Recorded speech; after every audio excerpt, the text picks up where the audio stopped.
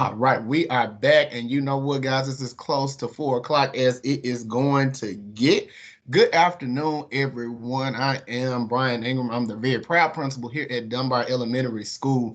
We are so excited to have all of you all with us at this time as we prepare for an option to return to in-person learning. And so today we're going to define what in-person learning looks like for our students and how that will impact our virtual students as well. So we're going to jump right in as to not hold you longer than an hour today, hopefully to get you out sooner. But again, please utilize the chat box this afternoon. If there are questions that you have about things that I share, drop those in and I am monitoring those as well. Also, if you will scroll up to the top of the chat box, you will see that there is a survey. Parents, we are asking that you complete that survey so that we have accurate information on you. And then also that survey will be used for the purpose of a drawing. All parents who complete that survey will be entered into the drawing for a gift card to one of our local grocery stores. And so please make sure that you take an opportunity to complete that. Let's get started. Our meeting today is simply to give you an overview of what this reentry protocol will look like for our building and what the expectations for March 2021 at Dunbar Elementary are. As a reminder, we are continuing with asynchronous learning. The district, that's a fancy way for saying that students are working independently. Students aren't learning any new information this week. In fact, they are reviewing because we do have a new common assessment that is coming up. That is our district assessment that measures how well our students are doing. So that assessment is coming up towards the end of March. And so teachers have created lessons in iReady and Dreambox and other assignments to help them to prepare for that. And so they will continue working asynchronously or independently for the remainder of this week. Also, as we return to giving students an in-person option, we will be asynchronous next week on Monday and Tuesday as well. So our schedule is shifting. Students will not log in until 8:30 now, but that will begin on March 1st and the 2nd. That is for all students. In person and virtual will log in at 8:30 to just get instructions for the day, take attendance, and then all students will log out. And our teachers that are in person with the in-person students will kind of go over building level things that are important so that the students who are learning at home won't be impacted. Again, our school bell times, they never really changed. It started at 8, but now our schedule is changing just a little bit. The school day will not begin via Teams until 8:30, and students will log out at 3:15. And I'll go into more detail about that later in the presentation. So just so you know, our district is committed to providing the best learning experiences for our students, and we are excited about implementing this plan for a phased return to in-person learning in March. So of course, elementary comes back on March 1st, and then the following week, March 8th, middle and high school will return. This re-entry plan does focus on the in-person learning option, but for those parents who are still remaining virtual, please hang in there with me because a lot of the things will impact how your students are learning and what the schedule will look like for them. So let's just talk about COVID-19 and its impact on education. When you look pre-COVID, everybody could come into the building, all stakeholders, community members, volunteers. We shared resources, we shared building facilities. People were free to move throughout the building. Students and staff would come to school with minor illnesses, and then it was all in-person instruction. The devices that we had were used for basically intervention and assessments. But then we were hit in March 2020 with COVID-19. And because of COVID-19, buildings were closed to the public, limited personnel and staffing in buildings, students and staff worked in isolation. There was no use of common spaces and no students in the building. Very limited staffing. Staff screenings for all persons entering the building. If you had an elevated temperature and or COVID symptoms, you were not permitted into our building. And then we just landed into virtual instruction via Teams using SCS provided devices. But that changes on March 1st. The building will now be open to all staff and in-person students only. Parents will not be allowed in the building. Now, of course, we know that you guys who are remaining virtual will still come by for meal distribution if you need to do device repairs, but those things, especially device repairs, will remain on an appointment-only basis. We do have certain hours that we do that, but you will have to make an appointment because we have to account for so many bodies being in our building. Students and staff will work socially distant. Later on in the presentation, I will show you a brief clip of one of our classrooms and what it looks like. But students will remain in a class cohort. So previously, students in grades 3 through 5 transitioned. All students transitioned to support classes. Those things do not exist anymore. Students will remain in one space for the majority of the day. And we'll go into more detail about that a bit further. There will be very limited use of common spaces. We won't be using the multi-purpose room for PE. We won't be using the art room. We won't be using the music room. We won't be using the library. Common spaces are very limited. Again, students will remain in one location. And one thing that you really need to understand for parents who have selected in person, we don't have use of water fountains. All water fountains have been turned off. They have been taped off because that is one of the mitigation strategies for stopping COVID-19, that if students are not all using the same water fountain, then we can help mitigate some of those circumstances that we are seeing and some of the things that are happening. So just know that it is going to be imperative that you send your child to school with water. You are going to have to send them to school with water. A nice size water bottle or a couple of bottles would definitely be a good idea because we will not have access to those water fountains. Screening for staff and students will occur daily. Elevated temperatures or COVID symptoms are not permitted. And students who exhibit symptoms, parents will be contacted to come and get those students immediately, and they will remain in the isolation room with myself. And now, most importantly, the learning options. So the hybrid option, what does that mean? We have some students that have opted for in-person and some that have opted to remain virtual. In-person students will receive the same content in the same way as as the virtual students, but they will be in a classroom using the school issued device. Teacher and student interactions will remain primarily virtual. So I don't want you all to have the impression that when you send your children to school, they're going to come to the kidney table and they're going to sit with the teacher and go through those things. No, as they are in the classroom, they will be working on their devices. Pre-K is the only place that's a little bit different. Pre-K students will be able to watch the teacher on the smart board in the classroom, but in K through 5, those students will be at a device for the duration of the day, minus lunch and breakfast, and they will have headsets that we will provide inside of the building, and they will do just as they have been doing at home, except for they will be in person with our teachers. So what can you expect when we reopen on Monday? Definitely increased safety protocols, utilization of student devices, as you heard me previously mention, and I'll share again, the devices that SES provided for our in-person students, you guys will leave those at home. You will use our devices that are in the building if you are in person. And that's just to kind of help on reducing device repairs and forgetting different things. And so again, if you are an in-person student or your child, you have children that are in person, they will not bring their tablets to school. Please keep that in mind. Social distancing when possible. It's going to always be possible at Dunbar because we want to remain safe. And of course, high quality instruction and social emotional support will be provided at all times. So here's a brief overview of this. And of course, I don't want to insult your intelligence. You've seen this slide 1,000,001 times from the district. But what I want you to know is there will definitely be increased cleaning across the building. Our custodial staff, I met with them today. They are cleaning high-touch areas multiple times a day. The way they restock tissue paper towels and soap is different now. It used to be wait until it runs out. Now it is daily. Whether it is done or not, they are replacing it. And with the limited amount of students in the building, we should not run out. But again, I will be doing walkthroughs of the building to ensure that as well. And if students or teachers see that, they will certainly let me know.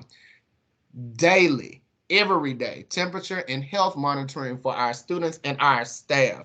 Again, when students enter our building, and I'll show you what that looks like shortly, but as students and teachers and staff enter the building, they will be screened. If you have symptoms, you will be asked to go home. Point blank, period. We want to make sure that we maintain safety for all students. In fact, I encourage you to take the temperature before you leave home, because if your child is exhibiting those symptoms or has a temperature, you may as well let them stay home for that day. And then, of course, you have the device at home so they still can engage in learning for that day. And of course, just let the teacher know what's going on. There'll be social distancing markers all across the building. Class sizes are at a very good number at Dunbar, and we hope to keep them that way. There will be hand sanitizer stations in the halls, and then, of course, there will be hand sanitizer stations in the classes as well. We will implement PPE, and of course, I know we all know at this point that is personal protective equipment. And so face masks are required for every person in the building from pre-K to adult. Everybody's required to have those, and we will have extras on hand, but we do hope that you will send your students, and we are requiring that you send your students into the building with a mask on. We have extras in the event that theirs gets dirty, it gets wet, it gets lost. We will have extras on hand in that case. And then again, we have safety signage throughout the building. But the biggest thing is if you are sick, please stay home. So for our pre-K classes, the same protocols will be in place. Toys that cannot be cleaned and sanitized have simply been removed. Rugs and carpets have been removed. And then contaminated toys, they have what they're calling, they have little buckets. And those, they have a special cleaning solution that they can use daily, day in, day out, to keep things clean. And so there will be increased measures in pre-K as well. So here are some of the signs that I talked about. There are at least 12 to 13 versions of these signs in the building. We have some for the restrooms, for the hallways.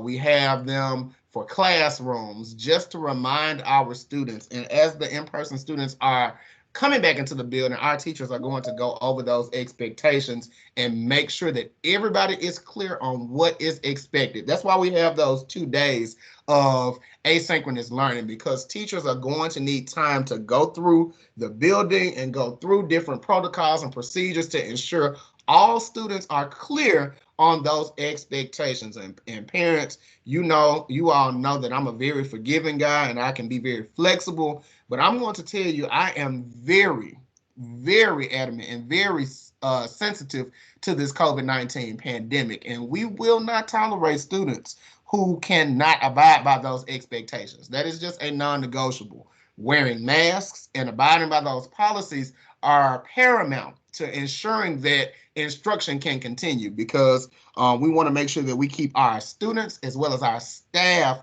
safe. And so adherence to those protocols for both adults as well as children are simply non-negotiable.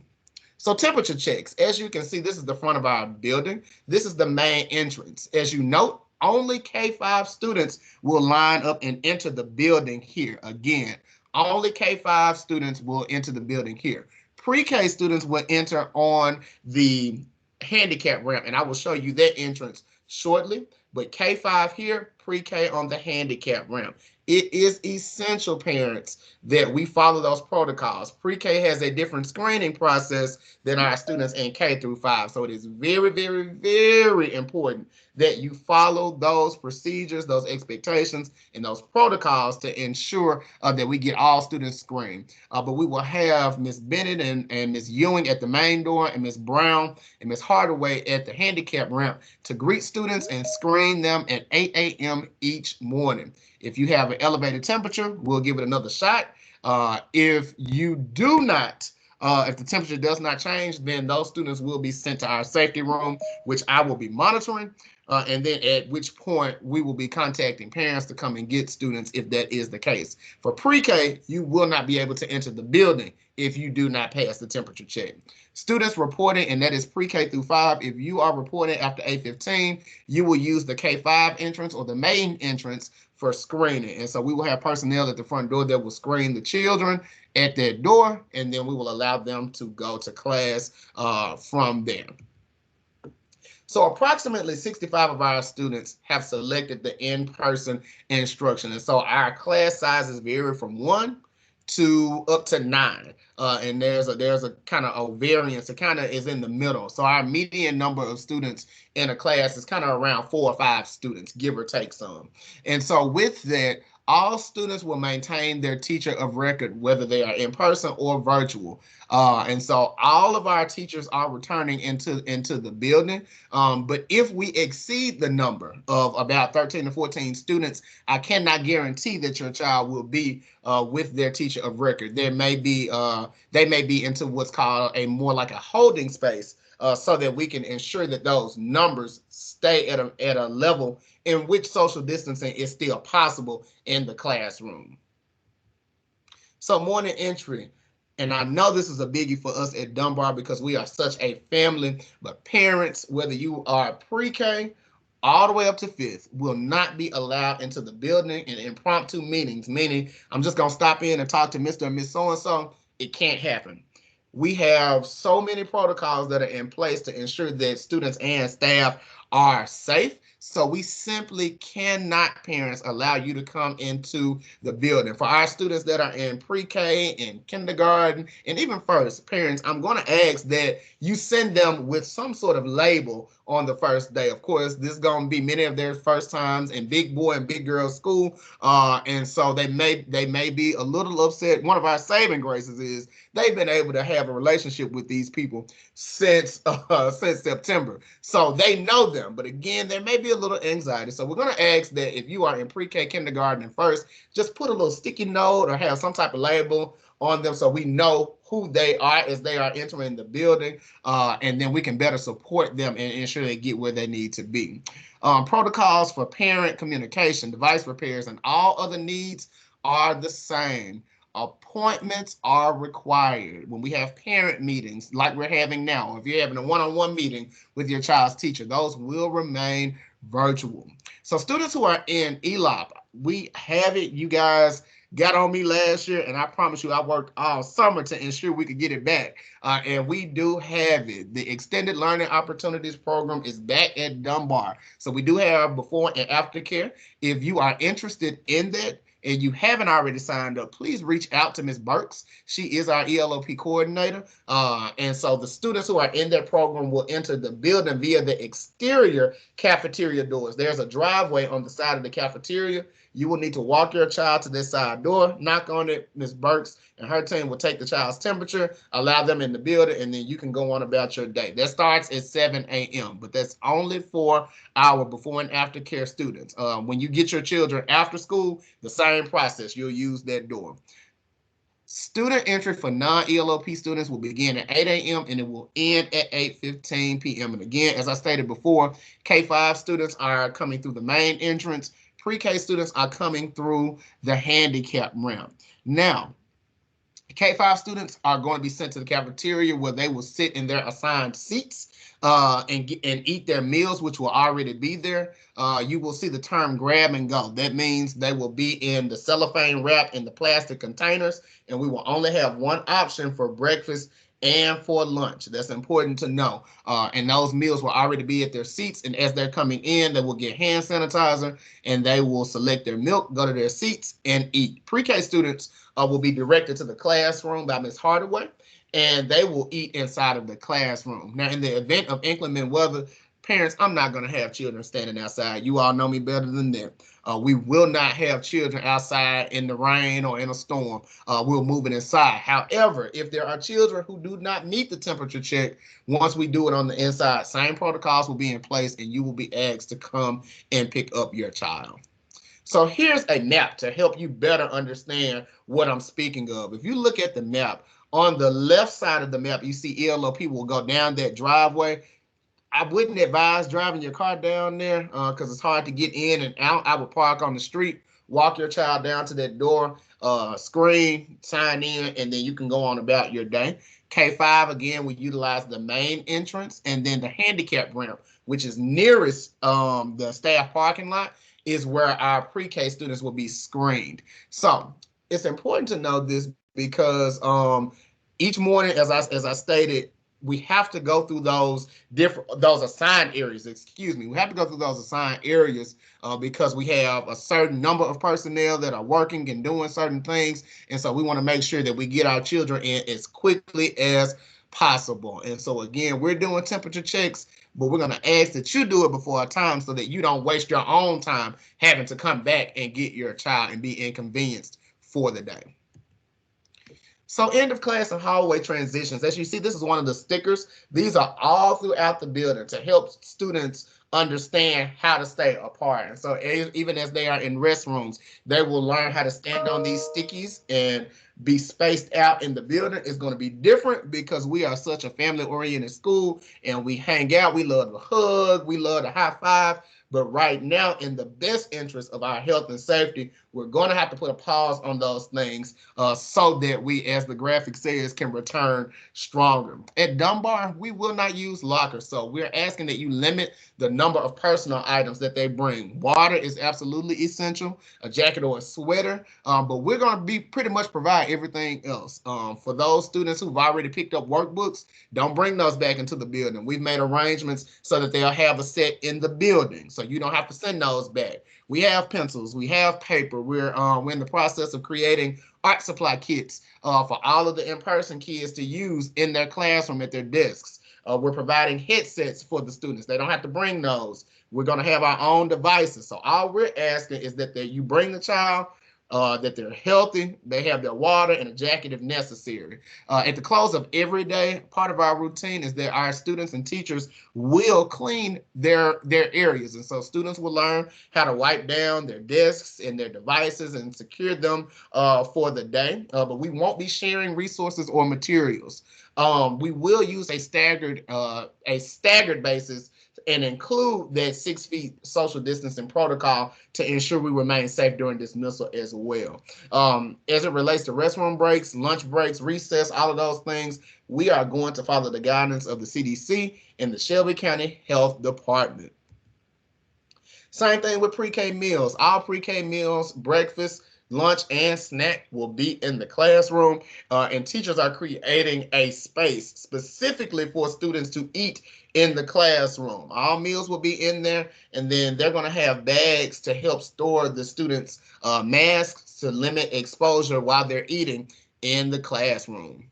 So school meals, again, remember I said they are going to be grab and go. They're going to, the best way I can explain it is they come in those plastic containers that kind of look like when we used to be able to go to the movies and get nachos. So think about those containers, just a little bit larger, and then it will be in a plastic wrap. And so there will be a variance of hot options and cold options on some days, but at any rate, all students will have one option, and those options will be placed at their seat, and they will just select what type of milk that they want. And so pre-K will eat in the classroom from 8:15 to 8:30, and then K5 will eat in the classroom from 8 to 8:15 before being escorted to class.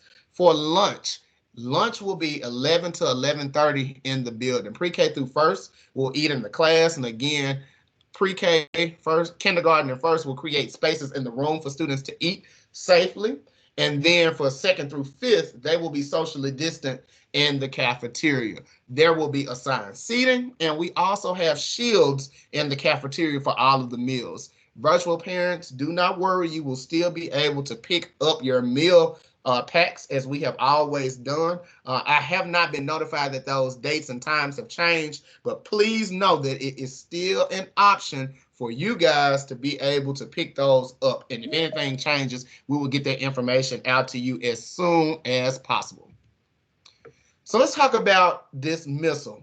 And we had some shifts last year in making this process smoother, and you guys worked with me. So I want you to trust me and believe in me on this one, that if you work with me, I promise I'm gonna get you in and out.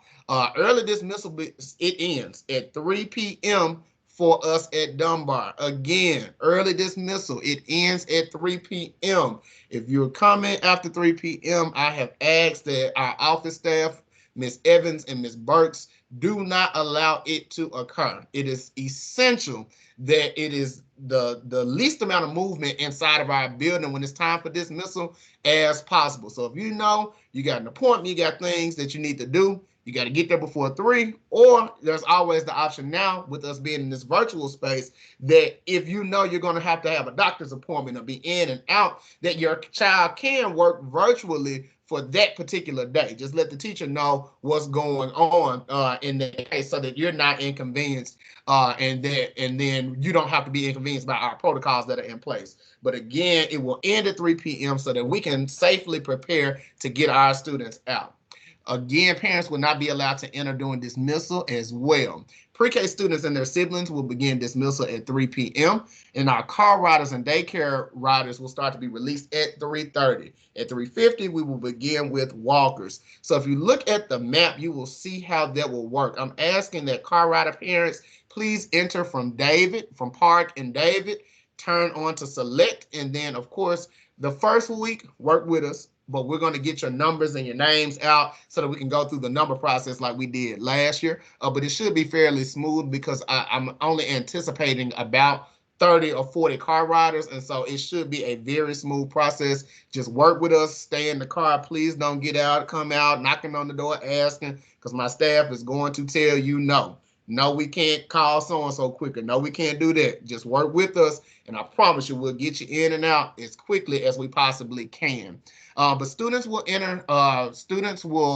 exit for walkers. As you see, the exit that we use for ELOP will be the students who are walking towards Hamilton, and then students who are walking towards David will come out of the pre-K ramp, again, to limit as much congestion as possible. So we're going to get as many car riders out as we possibly can. Then we'll exit our walkers out of those different doors.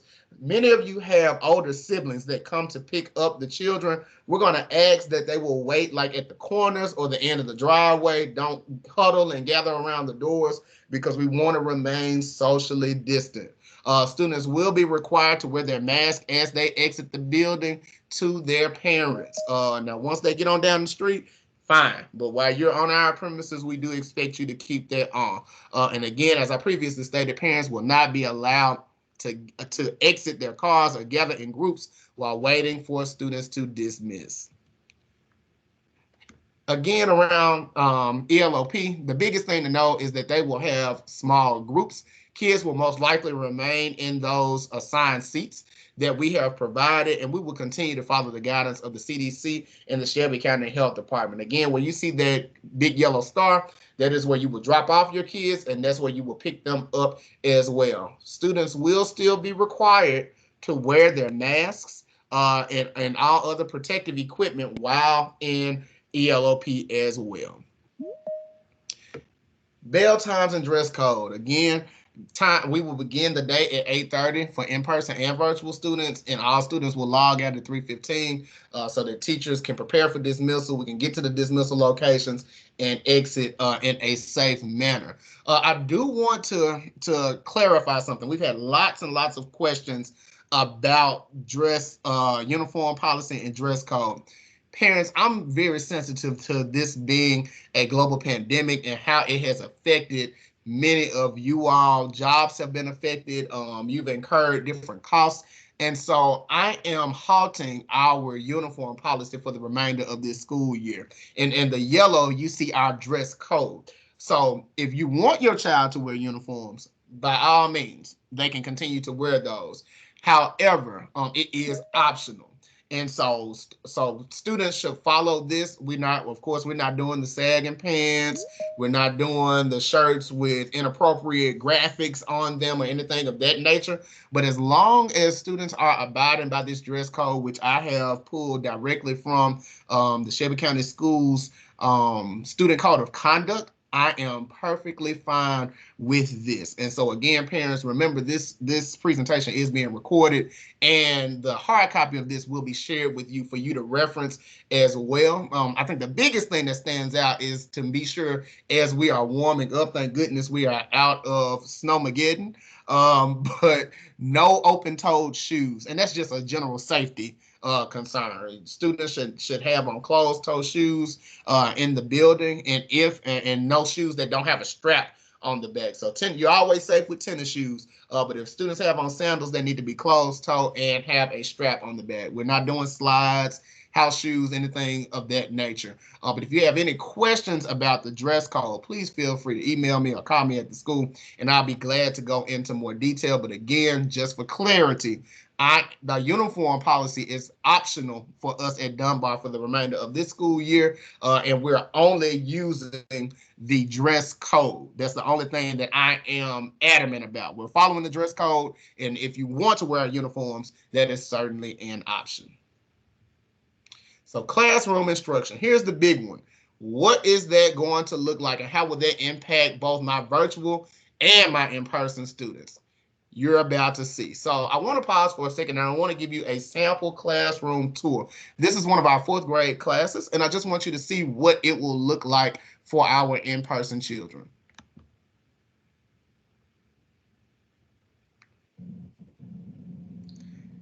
Yes, we just wanted to give you a view of what your child's classroom will look like. As you see, we have prepared socially distant desks and workstations for all students. As students report into the building, they will go to their assigned seats. Here, you can see that they have their desk shield.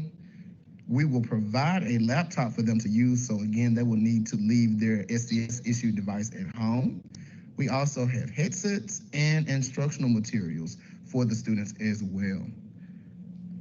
From here, you can now see the teacher workstation, where the teachers will be leading virtual instruction for both in-person and at-home students. For our in-person students, each teacher will be given a PPE kit that includes wipes, masks for students, hand sanitizer, and gloves. As our itinerant teachers, such as support and co-teachers, come into the room, they will also have their workstation. And parents, you can also see in the back where we have taken all of communal items and extra furniture and placed them in the back. There will not be any sharing of materials this school year, and we will provide students with additional resources as needed. Parents, feel free to bring additional supplies such as hand sanitizer, disinfectant wipes, sprays. Those will be greatly appreciated, along with water, as we will not be able to use the water fountains this school year. When you receive this deck, you will be able to click on this link, and it will take you directly to that video if you need to review that again. So let's talk about asynchronous learning days. Again, that's a fancy word for independent learning. And on those days, students are reviewing things that have already been taught by the teacher that students need to reinforce or they need to handle. So students will engage in asynchronous learning on the following days: March 1st and 2nd for pre-K through 5th. All students will still need to log in at 8:30 a.m. for attendance and instructions for the day's assignments. That is going to be imperative that they're clear on what it is that needs to be done. However, for the in-person students, teachers will be kind of using that time to get them acclimated to the routines, procedures, and expectations. As teachers are also, and parents, we're going to ask that you show our teachers some grace. They have done an amazing job this year and continue to do an amazing job, but now they are going into uncharted territory, where now they are providing instruction both virtually and they are supporting students who are actually in the space as well. And so we're certainly going to have to work together as a team, as a community, and as a family, like we always do at Dunbar Elementary. But again, March 1st and 2nd will be asynchronous days for all students pre-K through 5th, and then we'll log in at 8:30 a.m. for attendance and instructions for the day's assignments. Just a reminder, we will provide the device. Please leave your tablet at home. We have the devices. We are going through making sure they are ready for our students. And they will have one assigned to them at school, so you don't have to worry about sending that and the charger. Leave it at home. We are providing the headsets for them in person and will allow them to clean them, disinfect them, and put them in their personal storage spaces in their desks daily. The most important thing to remember is instructional content and delivery will be via Teams for all students. So even as your students are in our building, they will be at their desk behind their shield with the headset on, talking to their teachers via Teams, whether they're in the classroom or they're at home. But of course, as instructional technology needs come up, we will support students both virtually and in person. Sharing of supplies. I've said it, but I want to reiterate it. We are not sharing. And I know that is so weird to say because as long as I was in school and as long as I have been in education, we've always shared because that's what we do. You donate stuff and we share it and use it for the class so that everybody's successful. We'll do that this year, but it'll look different. Parents, you are certainly welcome to donate general cleaning supplies to your class, your child's class. Water for sure will definitely be appreciated, and school supplies. But just know that we have the school supply thing taken care of. We have handled that. In fact, we're ordering additional things, but we got you covered to get started. Shared school supplies and shared storage space will be discouraged. It says to the greatest extent possible, but we are not doing it at Dunbar. We're going to ensure everybody has what they need and they will remain at their assigned seats. In fact, teachers met today, especially our 2 through 5. The teachers will be transitioning. Remember, they have 2 teachers. The teachers will change classes, but your child will remain in the class. And so teachers have already worked out grade level procedures for what that looks like, and they will share those with your students on next week. So let's look at some sample schedules. The one thing I want you to see is that across the board, for whether your child is in K2 or in 3-5, morning prep and transition period for our in-person students and teachers will be from 8 to 8:30. That's just across the board. The day will begin across the board for all of us at 8:30, and then depending on what the day looks like, they'll either go into a English or math block, or they will go to support. Now, school-wide, everybody starts lunch at 11. So if you are a virtual parent, lunch break is now 11 to 11:45, except for first grade. It's 11 to 11:30. Why is that?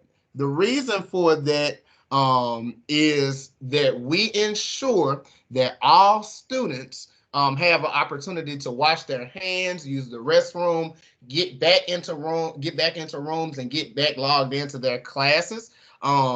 That's going to occur across the building, and so at home that's going to give you a longer lunch break. And of course, our babies are going to need a break from looking at the screen all day. And so just know that if you're at home, except for first grade, your lunch break is 11 to 11:45. And for those of us in the building, it is still 11 to 11:45, but that's including lunch and a restroom hand washing break as well. They'll pick back up the day, most likely going to either math or science, and then they'll do their intervention block and work on Dreambox math as well. We'll do our in-house announcements 3:15 to 3:30, and dismissal will begin at 3:30. And so there are some common things across the building, but per grade level, every grade level has a schedule, and those have been shared with the teachers, and they will share those with you as well to make sure that you understand how the day will be impacted.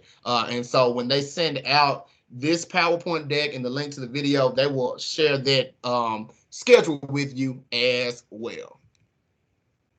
So we do have protocols in place for reporting COVID-19. Although cases are decreasing, it is still a real thing. And so we're going to do everything in our power to ensure that we make sure that all of our teachers and our staff remain safe. So there is a self-reporting protocol for families and staff that you share that information with me, and then I'll take it from there. And then the Shelby County Health Department will notify the district of a confirmed case and do what's called contact tracing. And then I will share that information as needed with you all. But if you have any questions, always feel free to contact me at the school at 416-5000 or email me at ingrambscsk12.org. And again, and that's for anything. If you have questions about anything that was shared today or in the future, but specifically regarding COVID-19, that process begins with me. And again, we just want you to know that there's a protocol in place, and I will handle that. I'll take it further with you all to make sure that you are clear and you understand everything that is going on. So last but certainly not least, parents, in order for us to ensure we create a safe and orderly environment, we have to know who is in person and who is virtual. We cannot allow you all for the remainder of the year. 1 week you're virtual, the next week you're in person, and then the next week you change it. The district has stated that we are giving one opportunity to change that option. Most of you have already been contacted and you've shared that information, so you have nothing to do. But if you would like to change that, call the office, 416-5000, and then I will go through that process. If I need to have further discussion with you, I will. But I am the approver of that. Once we have done that, our process is that we follow up with you in writing via email, given the email account that you have on hand, saying that you have changed and you've exercised your one change for the remainder of the year, so that we're all on the same page. We can't go back and forth because we want to make sure that our students and teachers remain safe. I don't even think you need to call Seed, but know that that's an option as well. But you can't start with us. I believe in handling in-house business in-house. So before you go and you call the district and you call down to the general board hotline, call us first. Let us walk you through the process, because they're just going to tell you to call us back anyway. So allow us to help you and support you if you would like to make a change. Again, if you're leaving it as is, you have nothing to do. It's only for persons who want to make changes. So that's all that I have for today. I am available, 416-5000. And then, of course, you can email me, Ingram B at scsk12.org at any time. Please make sure you complete the survey. It's a link, Miss. Thank you, Miss Pfeiffer. She just dropped it in the chat again. Complete that survey for me, and we will reach out to the winner and let you know. We'll get that posted on Facebook as well. We got a $100 gift card, so make sure whether you in person or virtual, you fill that out. That's how we're tracking who is here this afternoon. But we thank you guys so much. This PowerPoint presentation, as well as the video, will be shared with you families via your child's teacher. And just know that we are here certainly to support and assist you in this process. And we just thank you for trusting your children with us, whether you have opted for in-person or virtual. We are certainly here to continue to raise the bar through the arts, academics, and excellence. And we're going to do that every day. We're going to do it for every child, and we're going to certainly do it in every way. Thank you guys so much for attending. This does conclude our meeting, and please make sure that you have shared or completed that survey before you exit today so you can be entered into our drawing, and we will take care of that tomorrow morning. Thank you so much, Ms. Coleman. We certainly will get through this together as we have done. And Ms. Coleman, we certainly appreciate you and your advocacy for us. She already got some special stuff in store for us at Dunbar and has done so much for us during this pandemic. So thank you for attending. We appreciate you all. Appreciate you. Thank you, parents. You all have a great evening, and we will share this link with you as soon as it is ready. Thank you.